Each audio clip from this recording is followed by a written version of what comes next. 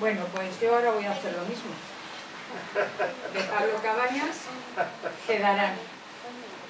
Solemos hacer así. Pablo suele recitar en euskera y yo, como no sé, pues en castellano. Y así se entera todo el mundo. Bien, quedarán. Quedarán mis palabras escritas. Quedarán tantos recuerdos que han de ser transportados por los vientos. De esos versos escritos en papiros se alegrarán mis parientes los árboles. Pasta de papel resucitada, inocua, o yo qué sé, y que se callen las máquinas, y que viva mi letra. Me costó tanto aprenderla.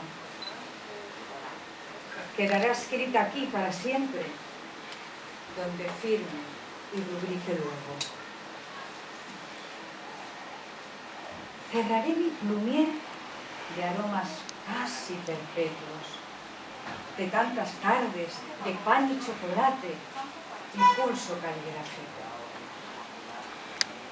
Quedarán.